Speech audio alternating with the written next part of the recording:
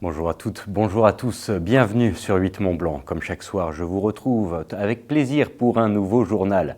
Tout de suite, voici les titres qui font l'actualité de ce mercredi 5 avril 2023. La fameuse soirée des Chronos d'Or s'est donc déroulée ce mardi soir en présence de nombreux champions. Une édition 2023 marquée entre autres par le sacre des deux femmes de l'année, Julia Simon et Perrine Lafont. Et puis une rencontre historique, cela se prépare à moins de 24 heures de la demi-finale de Coupe de France. Le FC Annecy, indéniable outsider, s'apprête à se mesurer à Toulouse, pensionnaire de Ligue 1. Analyse et état d'esprit dans ce journal. Mais avant cela, parlons éducation.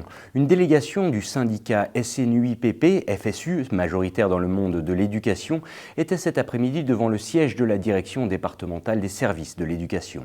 L'objectif, trouver une possible solution au problème croissant des élèves éruptifs au sein des classes. Des élèves qui devraient intégrer un système spécialisé mais qui, faute de places disponibles, restent dans un cursus classique. En Haute-Savoie, une trentaine d'établissements sont aujourd'hui en souffrance, comme nous l'explique Philippe Domergue. On l'écoute. Un enfant éruptif, c'est un enfant qui a une énorme souffrance en lui. Alors ça peut être lié à un handicap, ça peut être lié à des problèmes sociaux qu'il rencontre dans sa famille, etc. Et qui va exploser dans la classe ou exploser à l'école. Quand je dis exploser, c'est qu'il va insulter, mordre, taper, que ça peut être ses collègues, enfin ses camarades de classe ou nos collègues enseignants et AESH. Et qui peut balancer chaises, tables, affaires, ciseaux en pleine classe. Et ça crée des situations explosives que nos collègues, aussi bien enseignants et AESH, n'arrivent pas forcément à gérer, n'arrivent difficilement à gérer.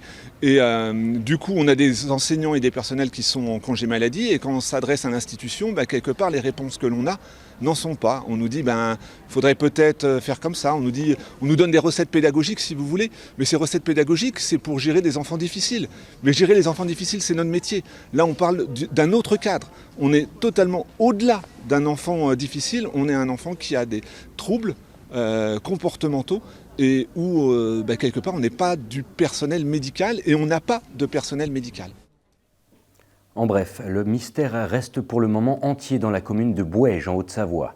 Après qu'une classe de CM2 ait développé depuis novembre dernier une allergie dont on ignore l'origine, des analyses sont en cours. Après la déscolarisation de 2 élèves particulièrement touchés par ce mal, l'école publique a été totalement désinfectée, ne faisant toutefois pas évoluer la situation. Des prélèvements d'air sont cette fois en cours, dont les résultats devraient être connus entre le 15 et le 20 avril prochain. Affaire à suivre donc. Enfin, une dernière information pour clore cette page éducation. L'université Savoie-Mont-Blanc vient de porter plainte suite à la découverte sur son campus de Jacob-Belcombette de nombreux tags dont tout indique, selon le communiqué de presse publié, qu'ils sont l'œuvre de groupes d'extrême droite ou d'ultra-droite. Du sport, à présent, la désormais traditionnelle soirée des Chronos d'Or récompensant les meilleurs athlètes de l'année de la Fédération française de ski s'est donc tenue ce mardi soir à l'Impérial Palace d'Annecy. Sans grande surprise, ce sont 2 femmes, Julia Simon et Perrine Lafont, qui ont toutes 2 remporté ex aequo le titre convoité de championne des champions 2023. Un titre qui résume parfaitement leur saison sur les skis. Lucas Ruche et Sébastien Germain ont assisté à cette soirée.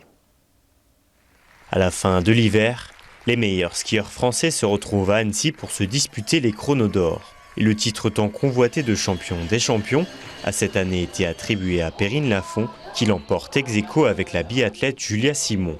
La skieuse freestyle, double championne du monde et vainqueur du Gros Globe de Cristal, a cette année réalisé la saison parfaite. Je suis contente, voilà, c'est une autre récompense qui fait plaisir et voilà, ça vient couronner ma belle saison et tout ce qui s'est passé, donc ouais, c'est top. Quand on passe en hiver comme ça donne juste qu'une envie, c'est de retourner au travail et de continuer à bosser pour avoir ces résultats, parce que voilà, quand on regarde les images encore de l'hiver, même des autres disciplines et des autres performances de la Fédé, en fait ça met les frissons et c'est juste trop beau, quoi, les sentiments que ça procure. La révélation de la saison nous vient tout droit des Vosges. La skieuse Delphine Claudel a réalisé l'authentique exploit de gagner cet hiver une manche de la Coupe du Monde de ski alpin. Elle est donc devenue la première Française à réaliser cette performance XXL. C'était la première fois qu'une femme, une femme française gagnait une Coupe du Monde. C'est clair que moi, j'avais pas du tout ça en tête quand on me l'a annoncé. J'ai pas réalisé tout de suite et après coup, ouais, quand je l'ai beaucoup vu sur les réseaux et qu'on m'a beaucoup félicité pour ça, j'ai compris. Donc c'est clair que je suis fière. Je suis fière d'avoir été cette première Française. Je suis fière d'avoir montré la voie. Maintenant, tout ce que j'attends, c'est que voilà, ça continue dans ce sens et que je ne sois pas la seule. Fraîchement retraitée, Tessa Worley a remporté le tout dernier trophée de sa riche carrière, le Chrono d'Or 2023 de ski alpin. C'est vrai que cette fin de saison, forcément, elle est très émouvante. Il y a plein de choses, mais surtout de la joie. C'est vrai que je suis très heureuse de fêter cette carrière comme ça. Très heureuse de partir sur cette saison magnifique avec les championnats du monde en France. Voilà, c'est vraiment un sentiment de joie qui prédomine. Et puis peut-être il y aura de la nostalgie dans quelques mois, je ne sais pas. Mais en tout cas non, ouais, très heureuse de clôturer tout ça comme ça et puis de voir ce que l'avenir me réserve. Comme Johan Claret ou Anaïs Chevalier-Boucher, un hommage a aussi été rendu aux nouveaux retraités de la Fédération française de ski. Delphine Claudel qui s'est donc illustrée sur les skis de fond et non pas en ski alpin, vous l'aurez rectifié par vous-même. En sport toujours, les joueurs de Laurent Guyot se préparent à leur demi-finale historique face au Toulouse Football Club en Coupe de France. En difficulté en championnat, le FC Annecy revêt une nouvelle fois l'étiquette de l'outsider, le FCA pouvant toutefois en rentrer dans l'histoire en se qualifiant pour la finale de la compétition. Sébastien Germain a assisté à la conférence de presse d'avant-match. On regarde son résumé. En football, l'affluence à la traditionnelle conférence de presse d'avant-match donne souvent quelques indices sur l'importance de la rencontre à venir. Ce mardi midi, la salle de presse du Parc des Sports d'Annecy était inhabituellement remplie, preuve du caractère historique de cette demi-finale de Coupe de France, Annecy-Toulouse. C'est une parenthèse. Je ne sais pas si ce sera une parenthèse enchantée, mais en tout cas, c'est une belle parenthèse qui se présente avec un adversaire de qualité, le vainqueur ira au Stade de France, un stade plein. Donc c'est quelque chose qu'il faut prendre avec beaucoup d'envie, beaucoup de détermination, puis beaucoup de plaisir aussi. Je pense que c'est un peu le maître mot. En cas de qualification pour la finale jeudi soir, il faudra même parler d'exploit pour le FC Annecy. Car en face, le TFC 13e de Ligue 1 n'a pas non plus l'intention de laisser passer cette chance d'aller au Stade de France. Un adversaire en face qui n'est pas du tout dans la même catégorie que nous, et puis qui aura évidemment, quand on arrive en demi-finale, l'effet de surprise et on va dire la différence de motivation des fois qui peut expliquer l'exploit de l'équipe soi-disant inférieure, ça existe moins parce que il y a tellement à gagner à aller jouer une finale que même le club de Ligue 1, quand il joue contre une équipe à un niveau inférieur, il est souvent très motivé. Donc. Mais voilà, depuis cette folle nuit du 1er mars dernier et cette victoire au tir au but au stade Vélodrome contre Marseille, il y a quelque chose qui ne tourne plus très rond au FCA. Depuis, en championnat, les Hauts-Savoyards n'ont pris qu'un point sur 15. Ils sont désormais 15e du classement de Ligue 2 avec seulement 2 points d'avance sur le premier relégable. Et la lourde défaite contre Nîmes le week-end dernier n'incite guère à l'optimisme. Mais malgré tout, au FC Annecy, on espère que la magie de la coupe opérera une nouvelle fois. Je parlais personnellement, si j'ai pas confiance en moi, qui a confiance en moi? Et c'est pareil pour chaque joueur. Si nous-mêmes, on n'a pas confiance en nous, qui va l'avoir pour nous? Pareil pour le coach, pareil pour le club, et pareil pour les supporters. Donc à 100% confiance. On ne rêve pas de jouer contre Toulouse une demi-finale, on rêve de gagner contre Toulouse en demi-finale. Le jeudi soir, le Parc des Sports sera à guichet fermé et affichera complet pour la première fois depuis le 13 mai. Et le match de la montée en Ligue 2 face à Sedan. Et là aussi, et pour la première fois depuis le 7e tour, et la réception des Mahorais de Combani en octobre 2022, les Annéciens joueront à domicile dans la compétition. De quoi ravir tout le monde. Ouais, évidemment, la fête sera plus belle avec une qualification. Et honnêtement, ça va être un plus. Ça va vraiment être un plus. On dit souvent, le public, c'est le 13e homme. Mais là, ça va pas être que le 13e homme. Chaque voix va compter, chaque supporter, chaque banderole, chaque couleur va compter. C'est-à-dire que le stade, je sais pas, il y a à peu près 13 000 personnes. Il y aura 13 000 plus nous les 11. Donc franchement, c'est que du bonheur de pouvoir jouer devant son public. Rendez-vous ce jeudi à partir de 20h45 pour cette rencontre très attendue. Le FC Annecy a l'occasion de devenir le premier club de Ligue 2 depuis Guingamp en 2009 à atteindre la finale de la Coupe de France. Focus à présent sur une commerçante un peu particulière.